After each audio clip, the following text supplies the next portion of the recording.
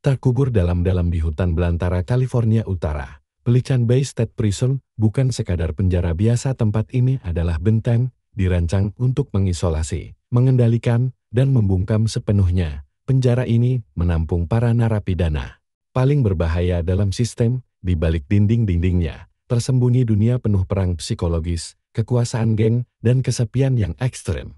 Di sini, bukan soal rehabilitasi, melainkan bertahan hidup, hari demi hari, di salah satu penjara paling ditakuti di Amerika. Dalam video ini, kami akan membawa Anda ke jantung Pelican Bay, tempat di mana setiap inci beton menyimpan sebuah kisah. Jika Anda menyukai penelusuran mendalam seperti ini, jangan lupa tekan tombol like dan subscribe untuk konten selanjutnya.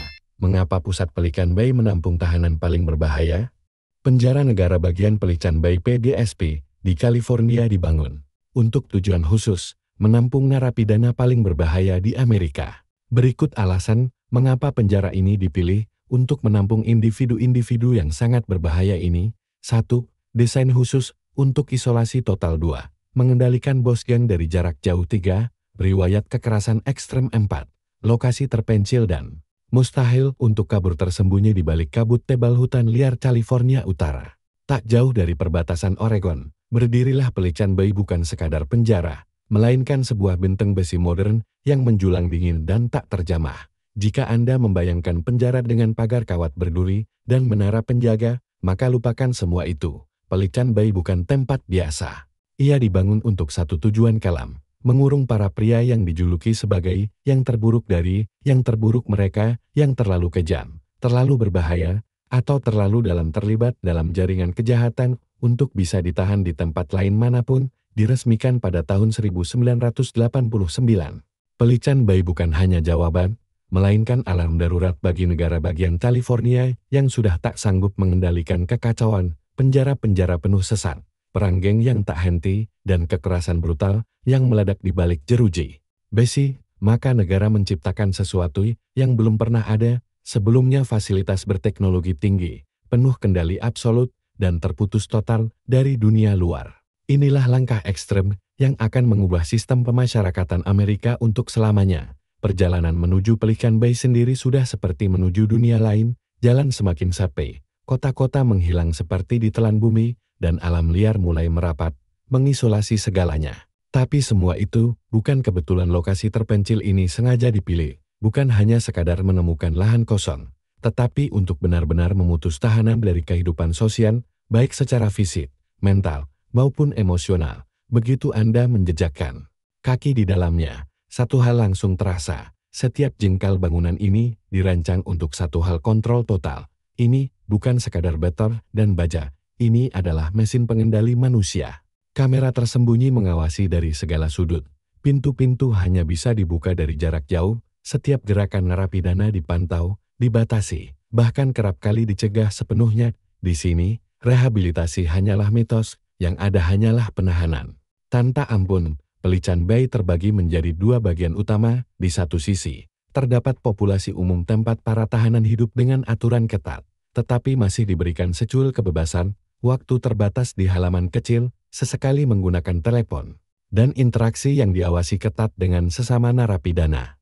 Tapi di sisi lain, di balik lapisan dinding terdalam penjara inilah, reputasi Pelican Bay benar-benar terbentuk. Tempat itu adalah SHU Secure Housing Unit, zona kematian perlahan, tempat isolasi total diberlakukan secara brutal, dan segala bentuk kemanusiaan mulai dilucuti satu persatu. SHU Secure Housing Unit dibangun menyerupai huruf 10 raksasa dari beton tebal yang dingin dan tak bernyawa. Dari titik kendali pusat, lorong-lorong panjang menjulur seperti tentakel besi yang mengarah ke setiap sayap. Jika dilihat dari udara, bangunan ini tampak seperti pusat komando militer futuristik, namun di balik temboknya tersembunyi neraka yang tak bisa dibayangkan oleh dunia luar. Di dalamnya, realitas berubah menjadi mimpi buruk. Para narapidana dikurung dalam sel sempit dan steril, lebih dari 22 jam setiap hari. Mereka makan sendirian, berolahraga sendirian, semua itu dilakukan di dalam kandang beton, tanpa jendela, tanpa sinar matahari, tanpa udara segar, tak ada kontak manusia, tak ada sentuhan, pelukan, atau bahkan sekadar tatapan. Bahkan buku dan surat harapan terakhir dari dunia luar juga diperiksa dengan ketat, dibatasi, dan seringkali disita. Berbicara Nyaris mustahil. Anda bisa menjerit sekeras mungkin, menguras tenggorokan hingga darah, tapi dinding-dinding beton tebal itu takkan membiarkan suara Anda keluar, yang ada hanyalah kesunyian yang menggema, sunyi yang begitu mutlak, hingga bisa melumpuhkan pikiran. Disinilah, dalam diam yang menggerogoti, banyak pria kehilangan akal sehatnya. Mereka mulai bicara sendiri, berhalusinase, atau hanya duduk membatu, perlahan terlepas dari kenyataan. Saat narapidana baru tiba di Pelikan Bay, mereka langsung dipindai, riwayat kriminal mereka ditelusuri dari akar, perilaku di penjara sebelumnya dikaji ulang, dugaan keterlibatan dengan geng, bahkan sikap dan ekspresi wajah pun dinilai. Tak perlu bukti kekerasan, beberapa langsung dilempar ke SHU hanya karena dicurigai. Ada juga yang memulai dari populasi umum, namun hanya dalam beberapa bulan, dipindahkan ke isolasi mutlak, seolah-olah sistem sudah memutuskan mereka tak layak bersosialisasi, dan begitu sudah masuk ke SHU, keluar bukan hal yang mudah. Beberapa orang terjebak di sana selama lebih dari 20 tahun, bukan karena mereka melakukan kejahatan baru, tapi karena mereka dicap sebagai ancaman, dan ancaman itu bisa semudah sebuah tato kecil, sepucuk surat dari teman lama, atau hanya ucapan seorang narapidana lain yang ingin menyelamatkan dirinya sendiri. Itulah sistem yang menghukum, bukan atas apa yang kau lakukan tapi atas apa yang mereka takutkan dari siapa dirimu. Proses ini telah lama menuai kritik keras. Tetapi selama bertahun-tahun, inilah sistem yang berlaku. Tingkat pengendalian di Pelikan Bay sangat tidak biasa, nyaris tak ada tempat di dunia yang menyamainya. Tidak ada kebebasan bergerak. Setiap pintu yang Anda lewati dikunci, dan hanya bisa dibuka oleh seseorang dari ruang kontrol.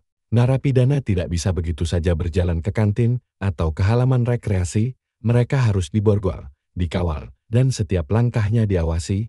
Perilaku mereka dimonitor tanpa henti, bahkan penyimpangan kecil seperti nada suara yang dianggap salah bisa dicatat dan digunakan sebagai alasan hukuman di kemudian hari.